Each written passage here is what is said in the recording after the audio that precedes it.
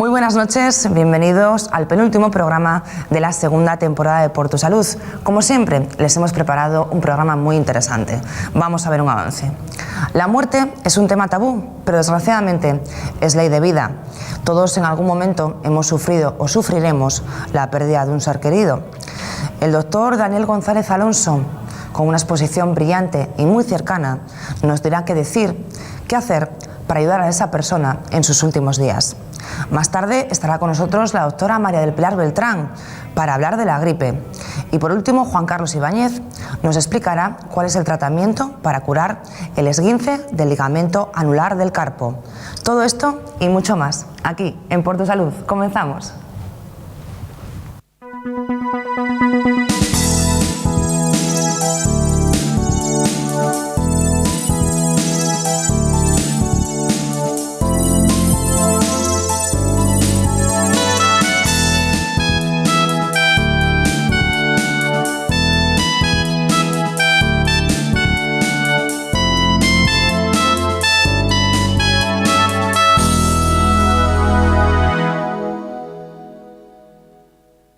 Buenas noches de nuevo.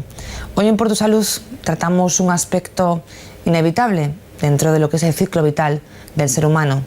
Nacemos, crecemos, nos reproducimos y finalmente morimos.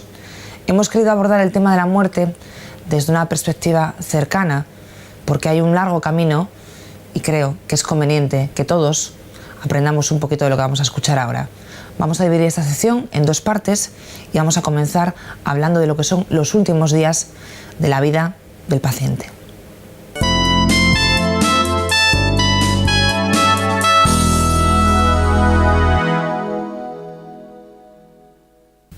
Muy buenas noches, doctor. Buenas noches, Vanessa. Bueno, vamos a empezar aclarando conceptos, ya lo hemos visto en un programa anterior, pero bueno, para que nuestros telespectadores lo tengan más claro. ¿A qué nos referimos cuando decimos que un paciente es terminal? El adjetivo de terminal a un paciente se le da cuando cumple ciertas condiciones. Ya lo hablamos, como bien dices, en otro programa, pero bueno, vamos a recordarlo porque entronca mucho con lo que vamos a hablar este programa y el siguiente. Un enfermo se conceptúa como terminal cuando tiene una enfermedad que es mortal, es decir, que amenaza su vida. Esa enfermedad ya no se puede tratar, es decir, ya no hay medios médicos para curarle de la enfermedad. En ese momento empieza a presentar lo que se llaman insuficiencias de órgano, es decir, hay órganos que le empiezan a no funcionar. Empieza a tener un fracaso hepático, empieza a tener un fallo intestinal, un fallo respiratorio, un fallo de corazón, empiezan a fallarle. Y luego, un criterio cronológico dentro de lo difícil que es establecer plazos en medicina, es que su expectativa de vida sea menor a 6 meses. Cuando un enfermo tiene todos estos criterios, se dice que es un enfermo terminal. ¿El enfermo terminal siempre tiene que ser terminal a raíz de un cáncer? No. Hay enfermos terminales de todas las patologías crónicas que cumplan estos criterios. Puede ser un enfermo terminal de una enfermedad pulmonar obstructiva crónica. Puede ser un enfermo terminal de una cardiopatía, de enfermedades infecciosas tipo el SIDA, el VIH. Así que realmente el oncológico, aunque es del que nos vamos a ocupar, no es el único enfermo que se le puede llamar terminal. Y como fase final de la evolución del enfermo terminal, ¿qué es la agonía? La agonía es la fase que antecede a la muerte, esa es su definición, no tiene otra definición ni biológica ni orgánica, es simplemente cronológico, es el momento que antecede a la muerte. ¿Qué características tiene este momento? Pues que los síntomas que presentó durante su fase terminal van a acentuarse y, sobre todo, el estrés de la familia va a acentuarse muchísimo. Cuanto más dure la agonía, más estresada va a estar la familia y, por lo tanto, más atención va a necesitar, más soporte tanto de cómo tienen que cuidar al enfermo y además de soporte psicológico de los propios miembros de la familia que necesitarán tener también sus momentos de alivio. ¿Qué síntomas puede presentar el enfermo en estos últimos días de su vida? El enfermo terminal oncológico en estos últimos días y ya cuando entra la agonía más puede presentar bastantes síntomas, entre unos 30 y unos 40. Unos son más frecuentes y otros son menos frecuentes. Lo más frecuente, y eso es una piedra que tirar en el tejado de nosotros los médicos, es que presente dolor.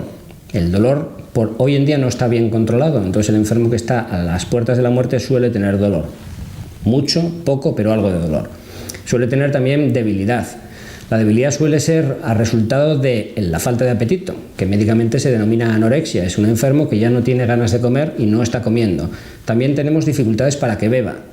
Como está todo el día, suele estar encamado, suele pasar también que tiene trastornos del sueño.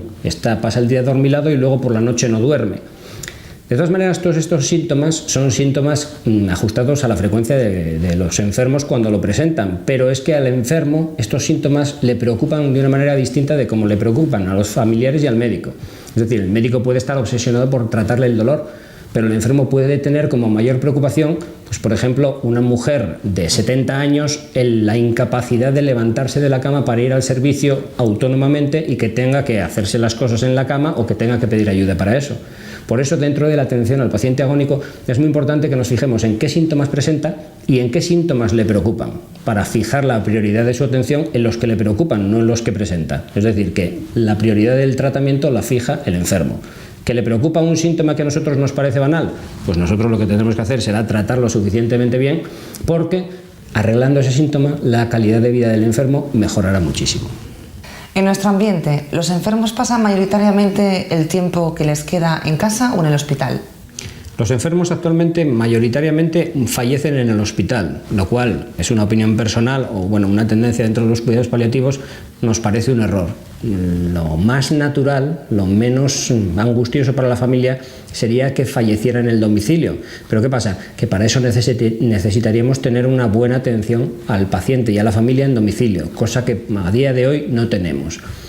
Incluso si esta atención en el domicilio fuera óptima, hay momentos o dos situaciones típicas de tener que ingresar, que son lo que se llama la claudicación de los cuidadores, es decir, los familiares ya no pueden más, están cuidando muy bien a su enfermo, pero esa situación les desborda desde el punto de vista físico de cuidar a un enfermo que es físicamente muy extenuante y desde el punto de vista psicológico que es un tema muy estresante porque estamos cuidando a un enfermo que se va a morir.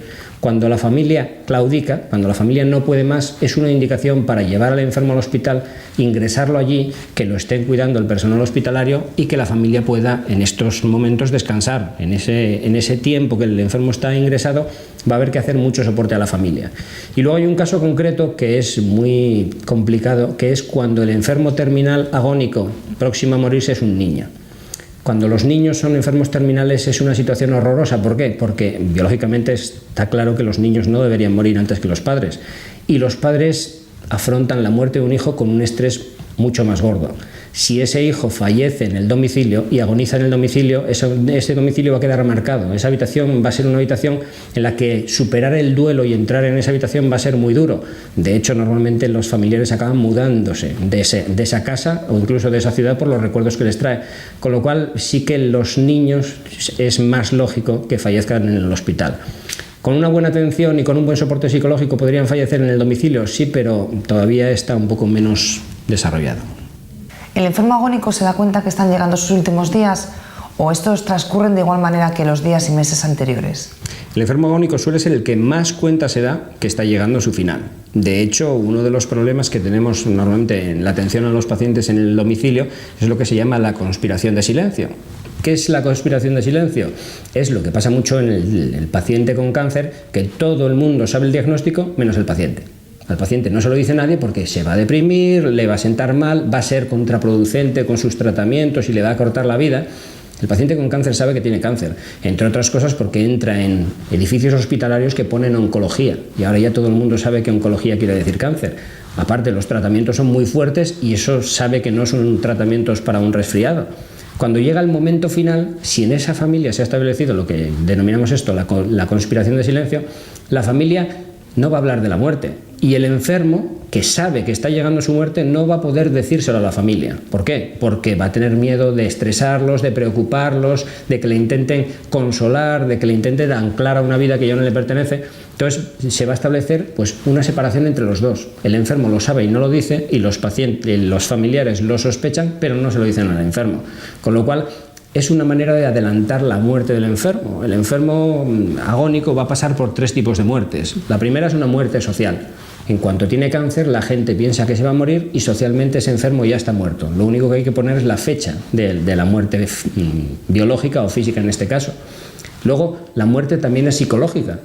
El enfermo, en cuanto sabe que ese cáncer, sobre todo eso suele pasar cuando el cáncer se ha empezado a curar y hace una recidiva. Cuando pasa esto, el enfermo ya está pensando en que se va a morir, independientemente se lo digan o no, ya sabe que está en sus últimos días, meses o días, pero ya está llegando al final. Y luego llega la muerte física. Entonces es muy triste que el enfermo y la familia lleguen a esta muerte física por caminos distintos. ¿Por qué? Porque luego eso va a llevar complicaciones una vez fallecido el enfermo. Una idea que tienen muchos familiares de pacientes es que el enfermo terminal suele estar deprimido. ¿Es frecuente la depresión del enfermo en estas fases finales de su enfermedad?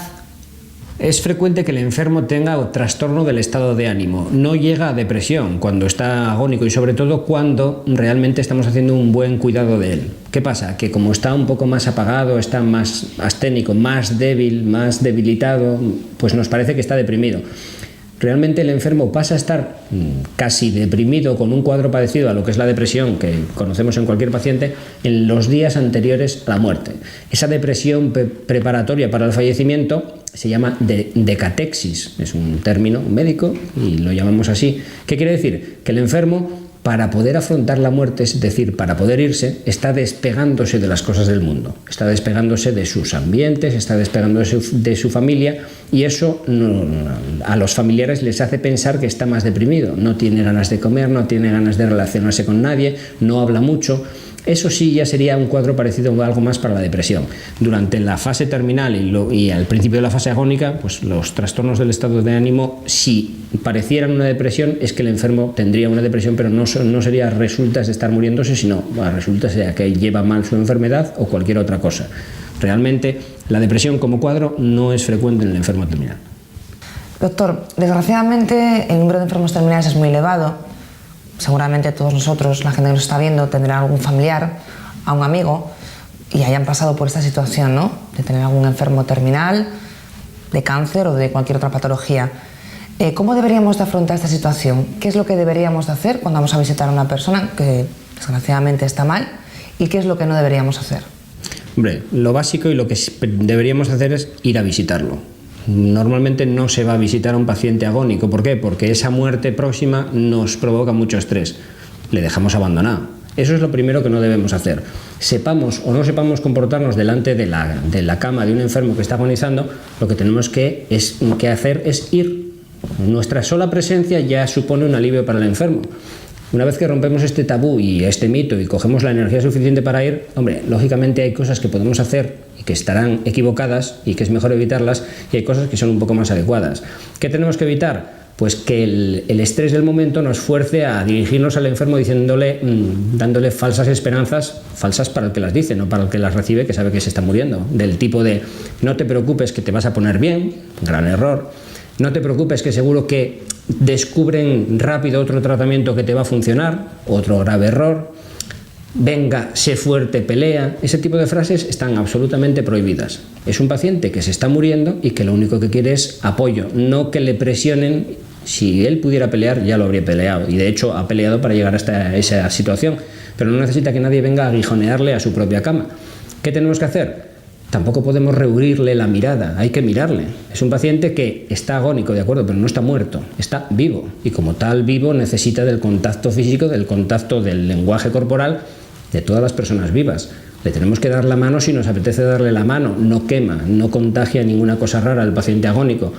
Esas 4 cosas que hacemos por humanidad, normalmente, pues si las hacemos con el enfermo agónico, nuestra visita marcará un beneficio para el paciente y luego ya estará, si está hospitalizado, en manos del personal sanitario, o si está en su casa, en manos de la familia, el decirnos si el paciente está ya cansado, que hay muchos gestos con los cuales lo puede manifestar, y entonces será el momento de irnos. Tampoco tenemos que estar en la visita como si nos quemara ese momento y queriendo marcharnos. Ya nos iremos tranquilamente, con mucha relajación, cuando nos toque o cuando pensemos que ya estamos mucho tiempo. Pero actuando con naturalidad, al enfermo agónico, cuando le vamos a ver, le hacemos mucho bien. Y desde el punto de vista de los cuidadores del enfermo, que son las personas que conviven con él, ¿qué pueden hacer para afrontar esta situación y para sobrellevar ellos mejor su dolor? Para atender mejor al familiar que está atravesando la fase agónica, la fase última de su enfermedad, la familia tiene que tener mucho apoyo del equipo terapéutico. ¿Y ese apoyo en qué se tiene que notar? En que estén preparados tanto físicamente para cuidar y dar confort al paciente, y que estén preparados psicológicamente, sobre todo esto último, para también dejar morir al enfermo. La familia es uno de los factores que más ancla al enfermo a esta vida. Aparte de los problemas no resueltos, cuando la familia está obsesionada con que el enfermo pelee, con que no me puedes dejar aquí, no me puedes dejar sola, todo ese tipo de frases, parece que no, parece de película, pero es cierto, al enfermo le anclan a la vida, no le dejan morir tranquilo. Entonces, una de las labores que tiene el equipo médico que atiende a esa familia es ayudarles a hacer lo que se llama un duelo anticipatorio, que es ir interiorizando la pérdida de este familiar para que realmente vayan dejándole marchar. Un cierto despego emocional de ese familiar con unos buenos cuidados, pero quitar ya esa presión sobre el paciente de decir no me dejes sola, no me dejes aquí. Con eso conseguimos que el paciente fallezca en el momento que tiene que fallecer y la familia se esté preparando para ello y no sea un factor de estrés para el propio enfermo. ¿Cómo podemos reconocer que se está aproximando la muerte? ¿Qué signos externos nos podrían servir de guía? Hombre, para hacerlo de una manera entendible, porque hay mucha información errónea a resultas de muchas películas y sobre todo series de televisión que trafican mucho con este tema, los signos de que la muerte se están aproximando son pocos pero muy claros. Lo primero es lo que se llama hipotonía muscular, es decir, baja el tono muscular, el enfermo está más relajado. ¿Qué quiere decir? Que está más caído sobre la cama, sus brazos tienen una postura como cuando estamos dormidos, su cara, la musculatura de su cara también se relaja, con lo cual la carne de los papos se le hunde un poco, la mirada y la cara en general pierde la mímica y entonces tiene una cara así como de póker. Ese tipo de cosas la empezamos a ver cuando ya son las últimas horas. También a resultas de que la función circulatoria disminuye, cuando le tocamos está un poco más frío. No está frío como si estuviera helado, pero está un poco más frío. Puede estar incluso sudoroso. Si le intentamos coger el pulso, si sabemos, veremos que el pulso nos cuesta mucho cogérselo, pero existe, es un pulso muy débil. Quiere decirse que poco a poco se va apagando. Todo esto también, el cerebro es otro órgano del cuerpo, ese cerebro también se va apagando. El enfermo va a estar más obnubilado. ¿Qué quiere esto decir? Que aunque le hablemos va a reaccionar mucho menos. No va a estar adormilado, va a estar entre la facies esta mímica que les he comentado y que no va a reaccionar, nosotros vamos a parecer que es que está en otro mundo. No, es que el enfermo ya está preparándose para morir, entonces su cerebro está empezando a fallar. Todo ese tipo de cosas nos dan un cuadro global. Con ese cuadro global nosotros podemos sospechar de que el final está ya muy próximo y prepararnos para ello. Última pregunta además difícil para nuestros telespectadores, ¿no? ¿Cuánto tiempo puede durar la agonía de un paciente hasta que llega a su fallecimiento? Como todo en medicina, dar pronósticos de tiempo es complicado. ¿Cuánto tiempo dura? Poco. ¿Poco qué es? Pues horas o días. Pero miente el que diga van a ser 16 horas y 10 minutos. No, eso es imposible de calcular. Lo que sí que, y además tenemos que hacerlo los médicos, es advertir en qué ámbito nos movemos. No podemos decirle a una familia que el enfermo va a durar horas y que luego dure 2 semanas. Porque el estrés al que vamos a someter a la familia es fortísimo. Entonces tendremos que afinar un poco más con el pronóstico. Además tendremos que decirles cómo tiene que cuidar el enfermo en esos últimos momentos, que es muy poca cosa. Es acompañamiento, cariño y unos mínimos cuidados de confort. ¿Qué cuidados? Pues sobre todo lo que más incomoda al paciente es la boca seca. Hay que humedecérsela. ¿Cómo? Pues con una gasa empapada en agua o incluso empapada en manzanilla fría, no en manzanilla caliente, para que le haga un poco de desbridante de ese moco seco que se le va a poner en la boca y que es bastante molesto. Si lo tenemos que mover porque esas horas pues haya que cambiarle o lo que sea, tenemos que moverle despacio porque la percepción de ese enfermo va a estar ya muy alterada y puede que al moverlo rápido le provoquemos un cuadro de dolor central, de dolor que se origina en el sistema nervioso central, o incluso le podemos provocar un delirio. No tenemos mucho más que hacer. Claro, si estamos todos los familiares al lado de la cama cuchicheando de este enfermo se muere, este enfermo no se muere, y no estamos atendiendo para el enfermo, pues el enfermo va a morirse con sufrimiento. Es mucho mejor que haya poca gente alrededor de él y esas últimas horas pues que los familiares se turnen, que le cojan de la mano, que le hablen en un tono suave, porque el oído es lo último que se pierde. Nadie ha vuelto de la muerte para confirmárnoslo, pero neurológicamente lo sospechamos, y con eso el enfermo va a fallecer absolutamente tranquilo. ¿Qué otra ventaja tiene este modo de fallecer? que la familia va a quedarse, entre comillas, contenta con los cuidados que le ha prestado el enfermo, y eso nos va a ayudar mucho para la fase después del fallecimiento, que es la del duelo, que veremos en el programa siguiente.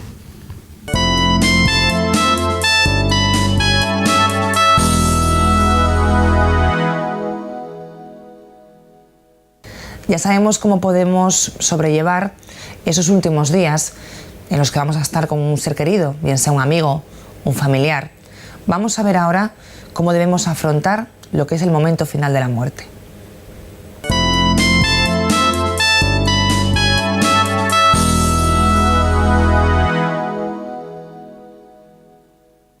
Continuamos ahora en esta segunda fase del programa. Vamos a empezar a hablar de la muerte, pero vamos a hacer, digamos, una mirada hacia atrás, ¿no? ¿Se muere ahora mismo de igual manera que hace unos años? Y si es así, ¿en qué aspectos serían los comunes? ¿Qué valoración haría de todo esto? No se muere para nada como se moría hace 30 o 40 años.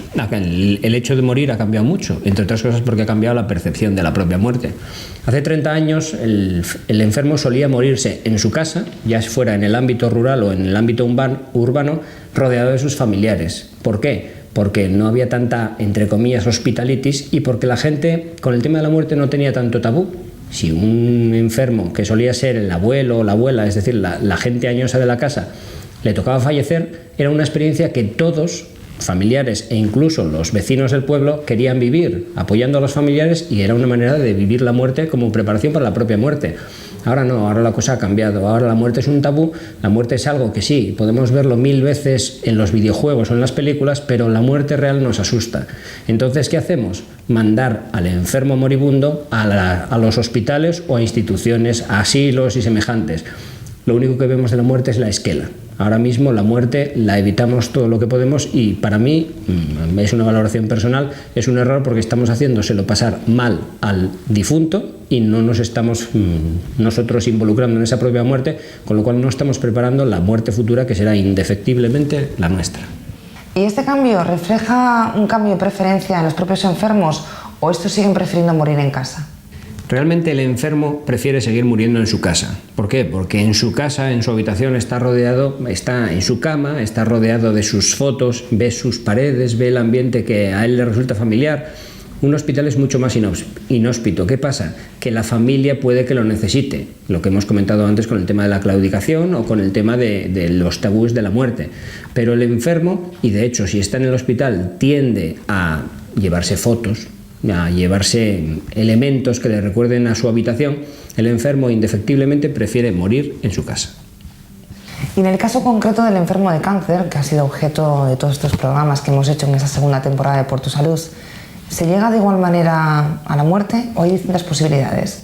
Hay 3 principales posibilidades. Normalmente el enfermo de cáncer suele llegar de una manera progresiva a la muerte y suele llegar a los momentos finales lo que se denomina obnubilado, es decir, con un bajo nivel de conciencia.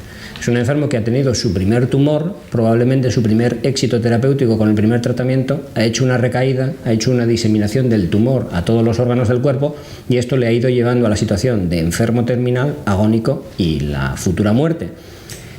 Sobre todo en la fase de agonía ya empieza a perder nivel de conciencia, ya suele estar más adormilado, suele estar más atontado, solemos poder hablar y reaccionar menos con él, y entonces esto para algunos facilita la muerte, para mí no. Yo prefiero la segunda forma de llegar al fallecimiento, que es por un curso progresivo, pero que el enfermo llegue en perfecto uso de sus facultades. ¿Por qué? Porque si a ese enfermo se le ha acompañado adecuadamente, se le han controlado sus síntomas, le estamos dejando que se muera rodeado de sus familiares y que sea consciente tanto del momento de la muerte como de la despedida de sus propios familiares. No está atontado, está perfectamente reactivo, y en estos momentos de los fallecimientos es cuando se dan las escenas más emocionantes y que más marcan las vidas posteriores, las vidas de los que quedan. Luego habría una tercera posibilidad, que es cuando ya sucede algo que precipita la muerte. En un curso más o menos larvado hay algo que hace que la muerte sea instantánea y que en ese momento no se esperaba. Puede ser una hemorragia masiva, una embolia masiva, un paro cardíaco, cualquier acontecimiento que también en personas no oncológicas puede suceder. ¿Esto qué pasa? Que al ser muy rápido no posibilita esta despedida final, que yo creo vitalmente necesaria tanto para el enfermo como para la familia. Vamos ya al momento preciso de la muerte. ¿Qué signos nos indican que un enfermo ha fallecido? El momento de la muerte no es un momento puntual, pero se diagnostica desde la agonía y luego cuando ya vemos que el enfermo ha fallecido. ¿Cómo lo podemos ver? Lo más básico, el enfermo ya no respira. Ojo, también en la fase agónica habrá momentos en los que no respire, va a hacer una respiración intermitente, va a parar de respirar pero luego va a volver a respirar. Una vez que fallece obviamente no vuelve a respirar. Con el pulso pasa lo mismo, una vez que fallece el corazón se para y el pulso ya no se toma ni un pulso central en el cuello, ni un pulso periférico en el brazo, ni débil ni nada, simplemente no se oye. Lo que hablábamos en la agonía, en los momentos, en los días finales que tenía la hipotonía muscular, que el enfermo estaba más relajado, ahora ya el enfermo va a estar completamente relajado, va a estar sin tono muscular ninguno, aunque cuidado, puede tener unos pequeños movimientos musculares que se llaman signos de Lázaro, que son movimientos así como de la mano o incluso del pie, los dedos del pie que hagan así, que asustan mucho. Porque claro, si 20 minutos de pensar que nuestro enfermo ha fallecido, le vemos mover una mano, pensamos que no ha fallecido. Realmente sí, eso es un acto reflejo que no necesita contribución del cerebro, del sistema nervioso central y que puede ser incluso cuando le tocamos para vestirlo.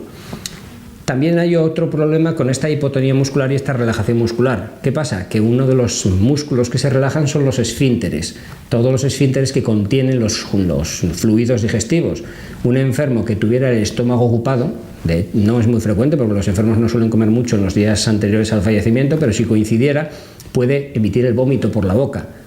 No es un vómito que el enfermo lo esté emitiendo. ¿Qué pasa? El esófago se le ha abierto y el contenido de ese estómago se le ha salido por la boca. Por eso compensa alrededor del enfermo en el momento del fallecimiento tener unas toallas para limpiar ese vómito, que a veces puede ser, como también contiene bilis, puede ser verde. Es un vómito que es muy llamativo, pero el enfermo ya ha fallecido realmente y no le molesta en absoluto. Con el resto de las vísceras que tienen esfínter, vía ya sea la vejiga o el recto, puede pasar lo mismo, puede tener incontinencia, simplemente es por la pérdida de ese tono muscular. Con todo esto, y luego si encima viene el médico y ya le mira unos ciertos reflejos, que ya sería demasiado prolijo explicarlos aquí, o le ausculta, ya sabríamos que el enfermo ha muerto realmente. ¿Cómo se suele desarrollar en un hospital este momento concreto de la muerte del paciente? En los hospitales la liturgia de la muerte tiene unos pasos determinados. Normalmente el enfermo suele ser un enfermo evolucionado que está en una habitación y acompañado de familiares o de los acompañantes del otro enfermo. No suelen ser habitaciones individuales, aunque sería lo más indicado. La muerte suele pasar sobre todo por la noche y sobre todo en las primeras horas de la madrugada, con lo cual el primero que se da cuenta que el paciente fallece es el acompañante. El acompañante suele avisar a la estación de enfermería y las enfermeras vienen y atienden al paciente en esos últimos momentos. Cuando realmente el paciente ha fallecido, la enfermera llama por el busca, recuerden que suele ser por la noche, al médico de guardia. El médico de guardia es imprescindible, ¿por qué? Porque tiene que ver al paciente y tiene que asegurarse que está muerto y tiene que certificar la muerte, tiene que firmar un papel que es el certificado oficial de defunción que es necesario judicialmente para certificar una muerte. Una vez que el médico ya ha acabado sus trámites, la enfermera o la que esté allí en la estación de enfermería, la auxiliar, avisa al celador. ¿Por qué? Porque los celadores van a preparar el cadáver, lo van a embolsar y van a llevarlo al sitio donde se llevan los cadáveres, que suele ser la morgue de los hospitales, donde ya se hace la primera parte del velatorio. Mientras tanto, ¿qué pasa? Que a los enfermos suelen estar fuera de la habitación o se les deja pasar un poco tiempo porque todo ese procedimiento clínico suele hacerse sin el familiar del paciente que acaba de morir, con lo cual les estamos hurtando un poco ese momento de acompañar en la muerte y después de la muerte a su familiar. Luego se van a la morgue, desaparecen de la planta, la cama se vuelve a arreglar y vuelve a venir otro enfermo. Es el ciclo de la vida. En un domicilio, ¿qué debería hacer la familia en esos momentos? En el domicilio, la liturgia de la muerte, todos los pasos que acompañan a la muerte del familiar es un poco distinta. Si el médico ya estuviera, porque le hubieran avisado antes, es el primer paso que hay que dar. Si no, hay que avisar al médico de guardia o al médico que esté llevando al paciente, por el tema que ya hemos comentado antes del certificado de defunción. Este certificado es imprescindible firmarlo para que legalmente se cumplan los trámites necesarios. Luego normalmente habrá que avisar a la funeraria. En España casi el 70% de las familias tienen algún seguro de muerte. Con estos seguros, ¿qué se consigue? Que en el momento del fallecimiento llamemos a los de la funeraria y los de la funeraria vengan y hagan todos los trámites, que si no tuviéramos ese seguro nos cobrarían y no son precisamente baratos. Como ese seguro lo vamos pagando de mes en mes y la póliza es más elevada según lo mayores que seamos, lo cerca que tengamos la muerte, pues sería una manera de adelantar ese dinero. Las personas que vengan de la funeraria ya están acostumbrados a todo este tipo de trámites y van a preparar al fallecido para meterlo en una bolsa y llevarlo a donde vaya a ser el velatorio.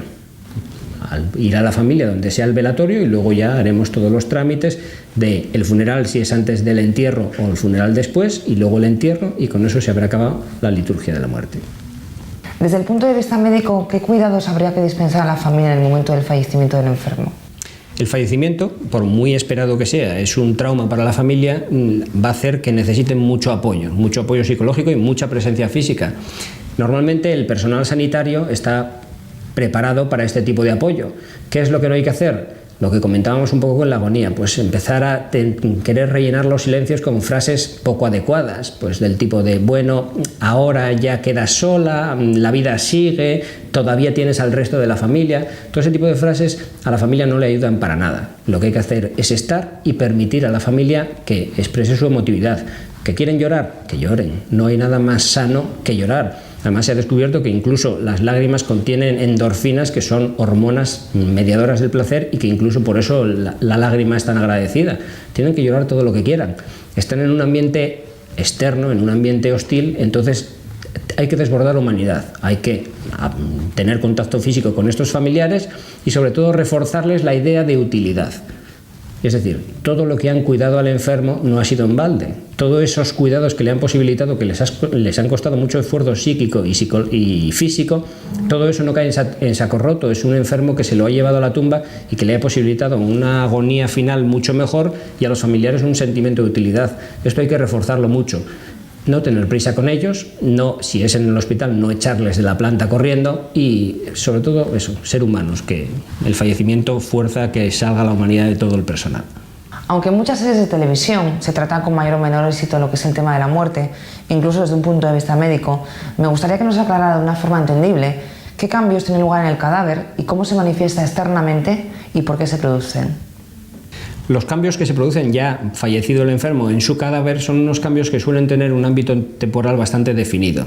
Ya hemos comentado que por el tema de la relajación muscular, los esfínteres se relajan y se puede producir emisión de fluidos. Eso es en el momento de la muerte.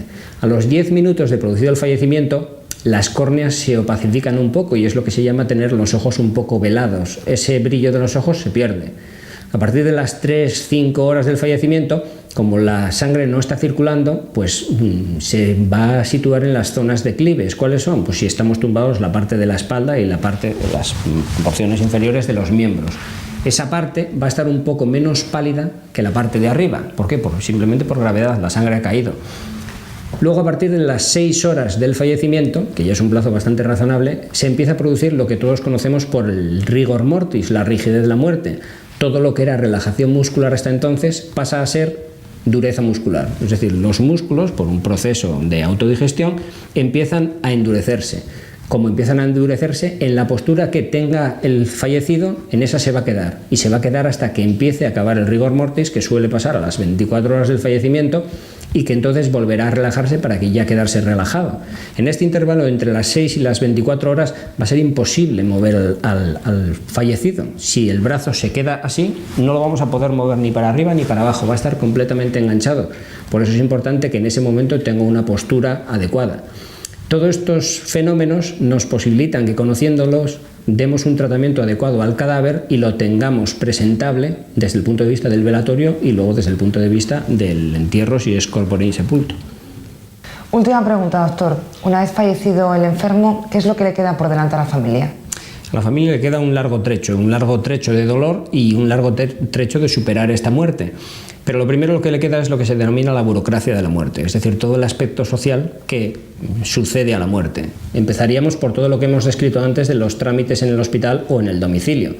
Luego, como legalmente no se puede inhumar, es decir, enterrar a nadie antes de las 24 horas o después de las 48 horas, pues ese plazo tiene que ser para el velatorio, o incluso se puede hacer en ese plazo, en las primeras 24 horas, el funeral corpore insepulto, es decir, con el cuerpo todavía no inhumado o cremado. Luego llega el momento del enterramiento. El enterramiento puede ser, pues, inhumar, es decir, meter en tierra, o cremar, es decir, incinerar. Y luego una vez que acaban todo esto, y podría haber un funeral posterior, pero una vez que acaba todo esto, ya la familia necesita irse a su casa y elaborar el duelo. ¿Qué es el duelo? Lo veremos en el próximo programa, es toda la reacción de dolor que sucede al fallecimiento del enfermo y que realmente es otra fase en la que vamos a tener que trabajar mucho para atender a la familia.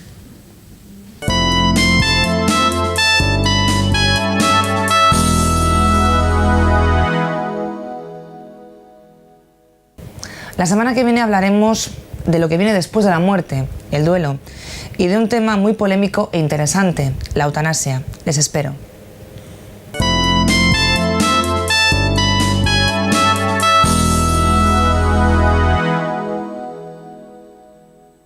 En nuestra tradicional encuesta hemos sacado a colación el tema de la gripe. ¿Qué opinan nuestros conciudadanos? Vamos a verlo.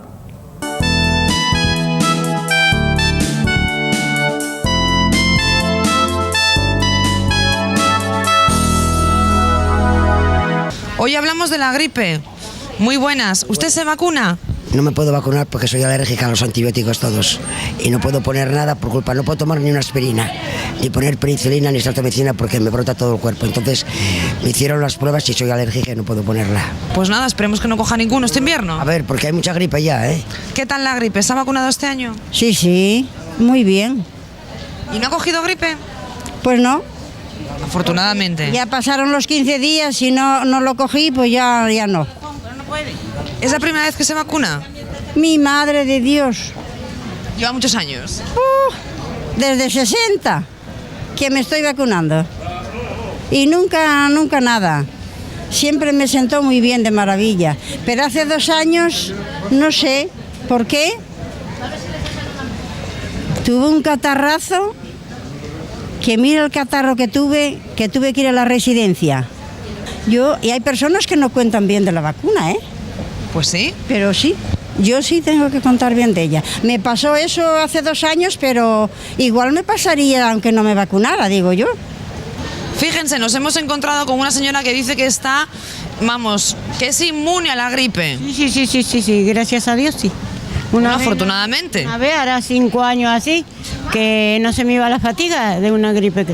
Y fui y me vacuné y santo remedio, no volví más. Bueno, la vacuna esa que le pusieron era una dosis altísima, ¿no? Para 10 años por lo menos. Nunca la he tenido, nada más que aquel año. Julio y Herminia, matrimonio que se vacuna todos los años. Sí. Pues sí. Y afortunadamente, ¿esa vacuna es efectiva? Bueno, no sé, mi vida, yo como ya estoy acostumbrada, pues bien, me viene bien, no te enteras, ni del pinchazo ni de nada, ¿no? Muy bueno, yo lo veo bien.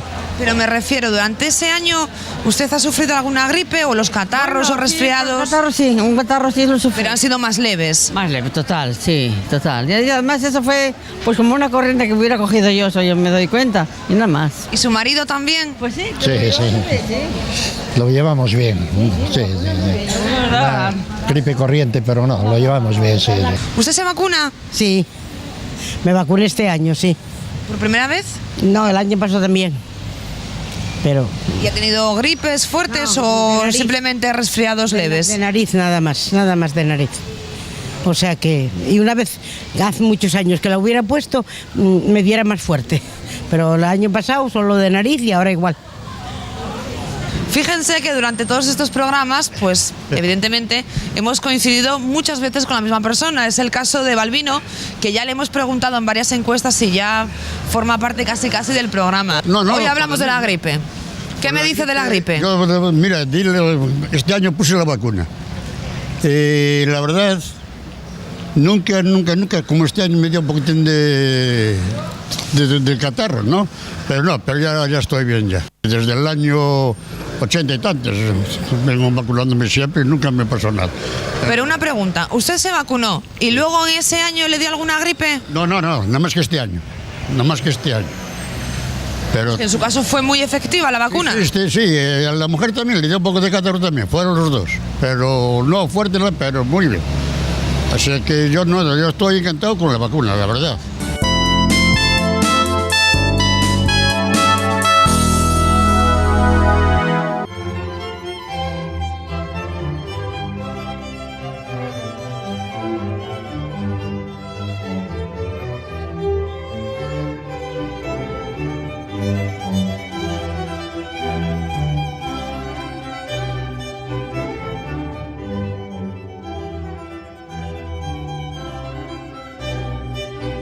Resonancia magnética abierta Hitachi.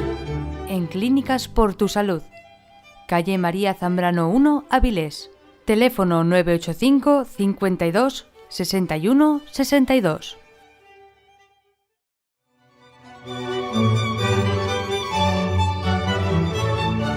Centro Médico por tu Salud. Calle María Zambrano número 1, Avilés. Teléfono 985 52 61 62. Visítanos en www.clinicasportusalud.com.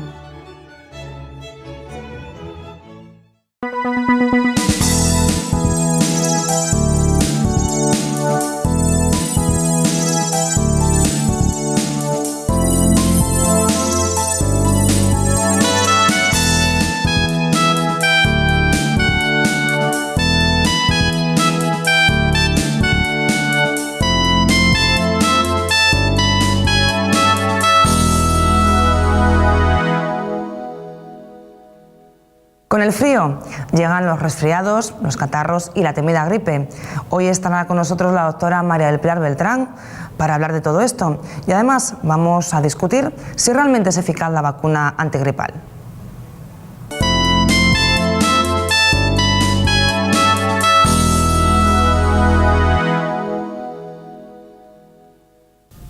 Es un placer, un programa más, presentarles a la doctora María del Pilar Beltrán.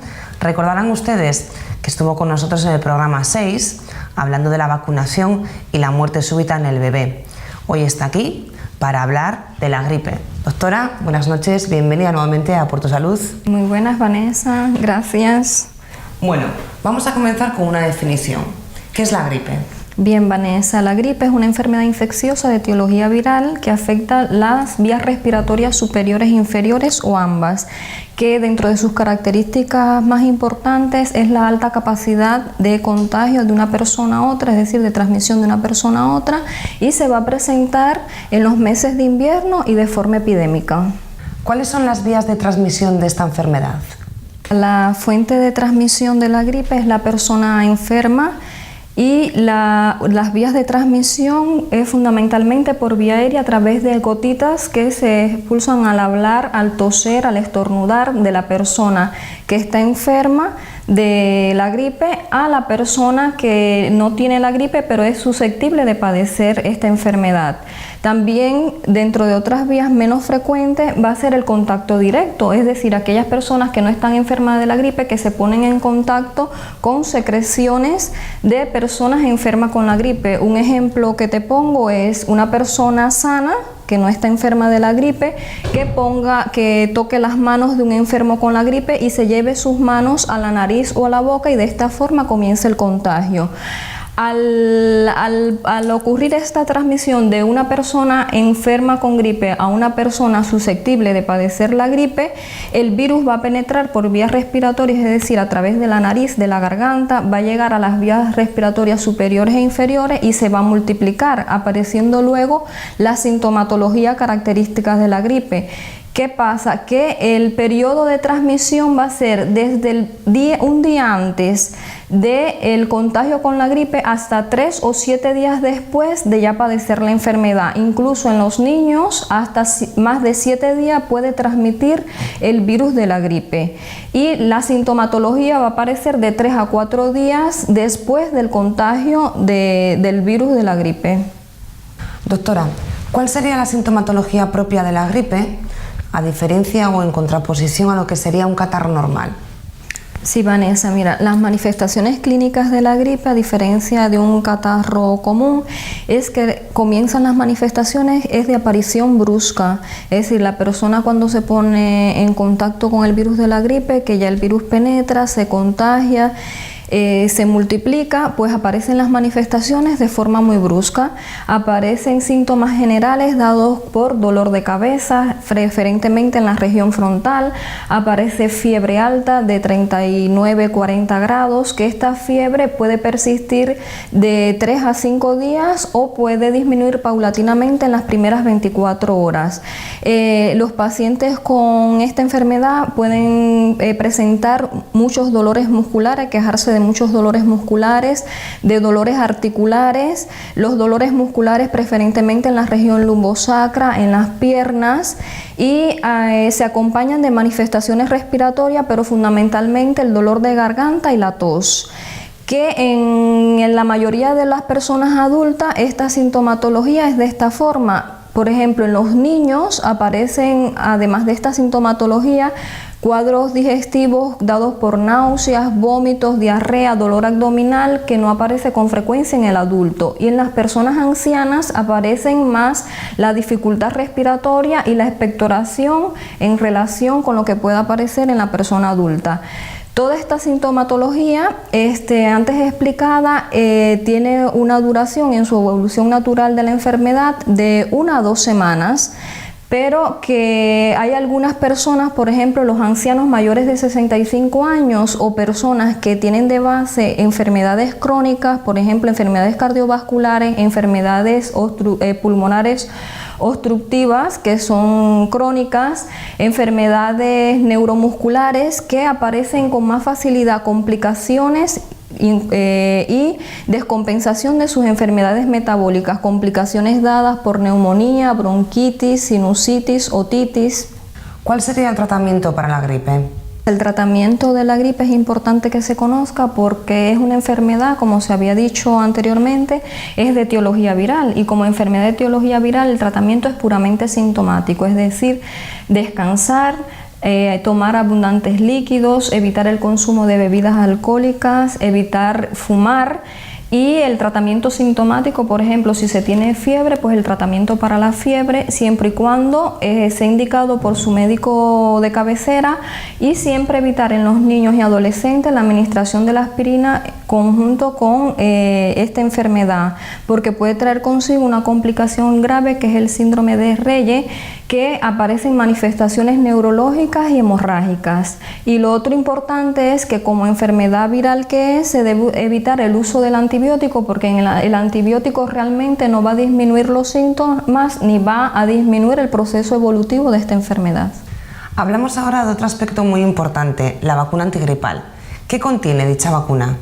La vacuna antigripal, Vanessa, va a contener 3 cepas, 2 cepas del virus tipo A y una cepa del virus tipo B, que estas cepas van a ser cepas que han sido estudiadas con anterioridad según los centros que existen para el control epidemiológico de la gripe, y una vez conocido cuál es el virus que probablemente va a circular el año siguiente, en el invierno siguiente, pues se va a realizar las vacunas de estas cepas.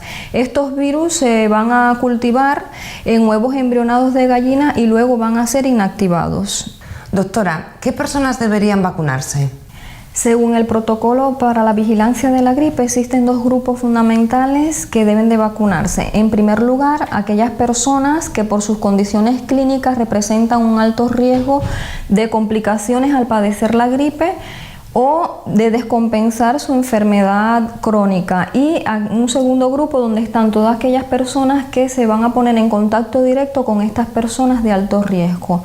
Dentro del primer grupo, Vanessa, vamos a encontrar las personas mayores de 65 años o igual a 65 años, las personas menores de 65 años, pero por sus condiciones clínicas van a representar un grupo de alto riesgo, porque pueden aparecer complicaciones al padecer la gripe o pueden descompensar sus enfermedades crónicas. ¿Cuáles van a ser estas personas? Pues los menores de 65 años, los niños mayores de 6 meses que padecen enfermedades cardiovasculares, enfermedades respiratorias crónicas, niños mayores de 6 meses de edad y menores de 65 años que presentan enfermedades metabólicas. Dentro de ellas vamos a nombrar algunas, como por ejemplo la diabetes mellitus, la anemia, las hemoglobinopatías, las enfermedades neuromusculares, las enfermedades inmunodepresivas, que estas personas tienen más probabilidad de complicaciones y de descompensación.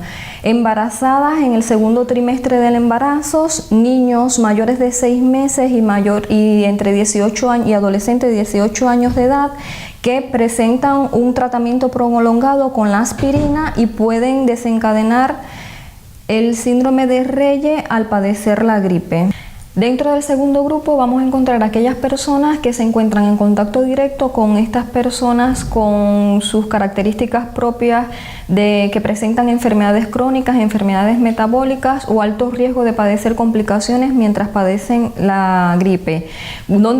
¿Cuáles vamos a encontrar? Pues el personal sanitario y parasanitario, las personas que trabajan en centros residenciales, con ancianos, con enfermos con enfermedades crónicas, aquellas personas que convivan con personas mayores de 65 años o niños con enfermedades crónicas, y dentro de otros grupos aquellas personas que por su ocupación también están en contacto directo con estos grupos de riesgo, por ejemplo los bomberos, los policías, personas que van a viajar al extranjero a países tropicales y no se han realizado la vacunación, personas que van a viajar a países donde se encuentre o exista la enfermedad de la gripe aviar.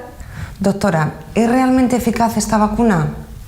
Vanessa, primero, antes de hablar de la eficacia de la vacuna, voy a explicar más o menos los tipos de virus los tipos de virus de la gripe que existen, para que tengan más o menos una idea por qué se habla de la eficacia de la vacuna, por qué no es eficaz y todas estas dudas que existen en la población en general.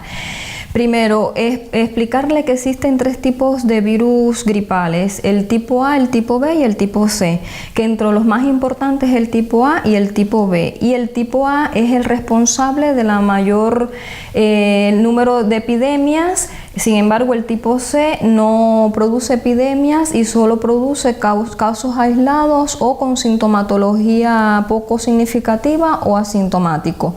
¿Qué pasa? Que estos virus, el tipo A y el tipo B, tienen la característica de presentar variaciones, es decir, en su superficie presentan 2 proteínas, la proteína H, que es la hemaglutinina, y la proteína N, que es la neuraminidasa, que estas proteínas tienen las características de sufrir variaciones, es decir, hay variaciones menores, por ejemplo, que se produzcan variaciones genéticas, y entonces es por ello que trae como consecuencia que una persona se enferme más de una vez de la gripe, y por eso que trae como consecuencia que haya que fabricar cada año una vacuna antigripal.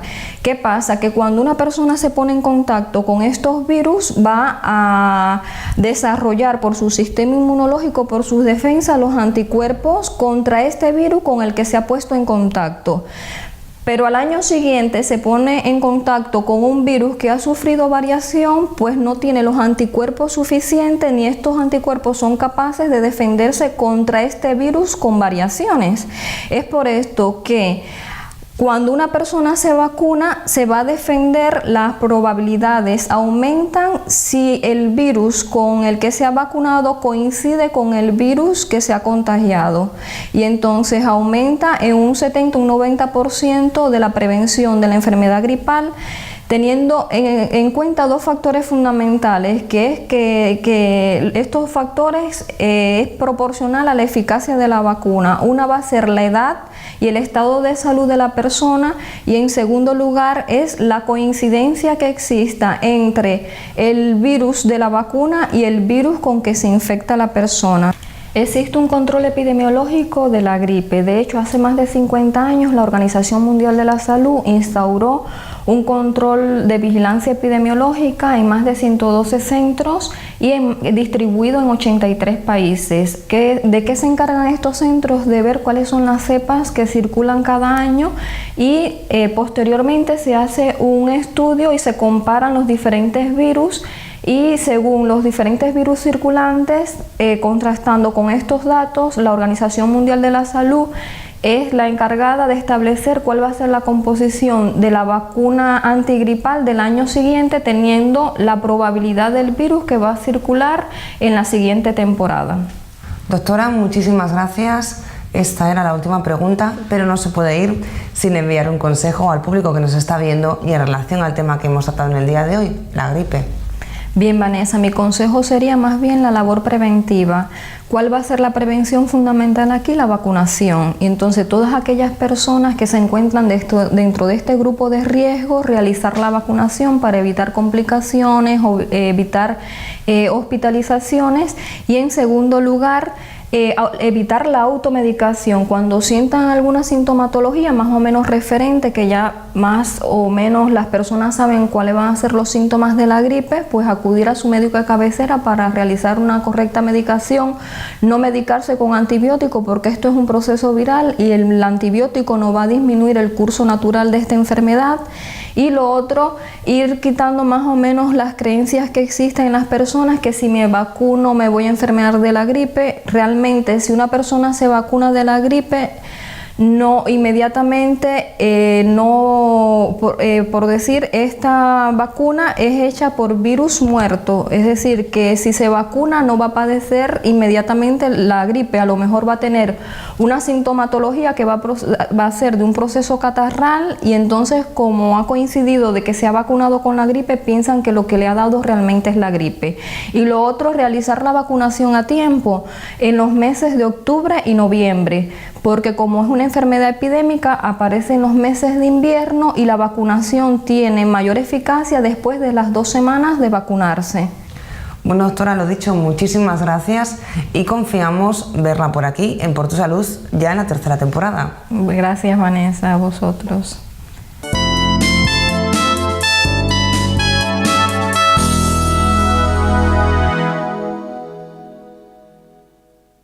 Hoy Juan Carlos Ibáñez, en el rincón de la fisioterapia, nos dirá cuál es el tratamiento aplicable al esguince del ligamento anular del carpo.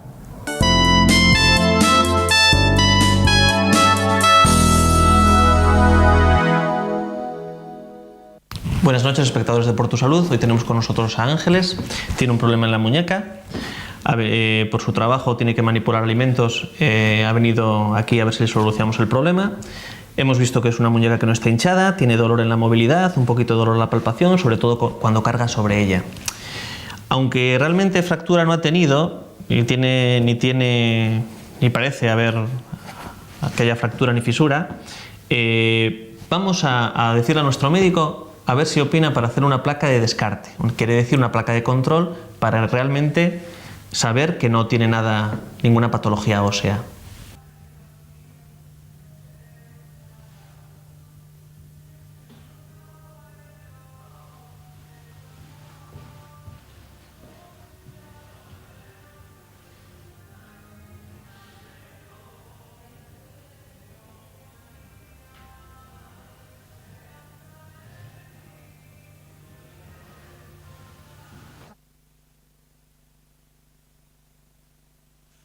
Ángeles ha vuelto de realizar su placa y nos han comentado que no tiene ningún problema óseo, que todo está en su sitio y que el diagnóstico del médico es un esguince del ligamento anular del carpo, el cual ya sospechábamos, y comprobamos que realmente en flexión forzada te duele, ¿verdad? Y en extensión le duele cuando llega a últimos grados. Entonces lo que nos han recomendado es vendarla. Y es lo que vamos a hacer. Vamos a hacer un vendaje funcional con tape que va a tener que cambiárselo cada día. Cada día vendrá aquí a quitar y poner otro durante los días que necesite. Puede ser 3 días o puede ser una semana. Vamos a proceder a realizar este vendaje. Normalmente la gente, cuando tiene lo que llaman la muñeca abierta, que es lo que se trata del esguince del ligamento anular del carpo, lo que hacen es poner una muñequera. No está mal. Un tipo de vendaje sería simplemente reforzar la muñeca con Tensoplast, que es una venda elástica adhesiva. Nosotros vamos a hacerlo un poquito más fuerte, más protegido. Vamos a proteger más la muñeca porque le vamos a limitar la movilidad. Va a ser un poquito más aparatoso, pero sobre todo para el primer y segundo día, y si le va pasando ese dolor, pues se lo iremos quitando. Pero esto lo que nos facilitará es una inmovilización relativa, nos va a facilitar una curación mejor y más rápida. Es muy frecuente la gente que le duele pero puede ir tirando, entonces no se trata, no se protege y ese dolor se perpetúa en el tiempo hasta poder llegar a hacerse un dolor crónico, entre comillas, o simplemente una patología que le recidive con asiduidad. Entonces vamos a poner un anclaje en la muñeca, se pone sobre la muñeca, no se comprime, no intentamos comprimir nada, simplemente es como si fuera apoyado sobre la piel. Le hemos puesto un pre-tape debajo simplemente para que al quitarlo no le duela, no le tire del pelo, y también porque el pegamento puede resultarle alérgico, sensible. Y donde no vamos a poner pre-tape va a ser en la mano. Vamos a ponerle un poquito de tape en la parte posterior, esto sería otro anclaje, y 3 tiras que lo que van a evitar es la flexión de la muñeca. Las 3 tiras las cruzaremos así, no me muevas mucho la mano. Este vendaje le va a permitir hacer vida normal, incluso trabajar. Lo que le va a limitar es el movimiento. Va a haber movimientos en su rango articular máximo, no los podrá realizar. Pero eso es lo que intentamos, lo que buscamos.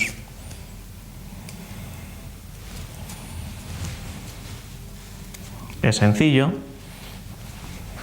Cuando acabemos, evidentemente, ya le va a costar llevar la mano hacia abajo. Estas son las tiras activas, las que le van a evitar llevar la mano hacia abajo. Y ahora se la cerramos por encima.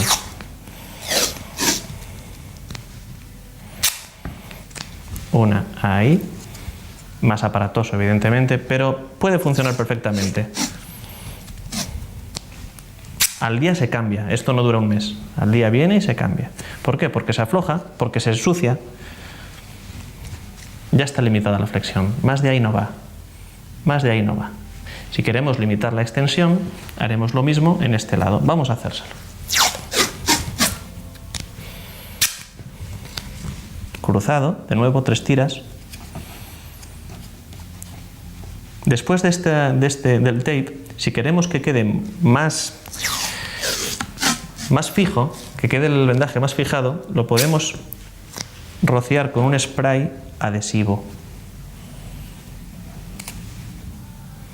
Y para quitarlo, con una tijera especial que tiene punta roma, y a veces incluso con un simple limpiacristales, el pegamento se disuelve. Echamos limpiacristales en frus-frus, el típico vaporizador, y el pegamento de estas tiras deja de ser adhesivo. Hemos hecho las 3 tiras de anclaje, volvemos a cerrar para fijar, parece muy aparatoso, va a ser muy funcional, ella va a poder manejarse. Ángeles, ¿qué te parece? ¿Mucho rollo? Un poquito. Bueno. Mañana vuelve, se lo quitamos y se lo volveremos a poner. En 2 o 3 días esperemos que podamos quitárselo y que vaya a casa sin problemas. Y hasta hoy en Por tu Salud.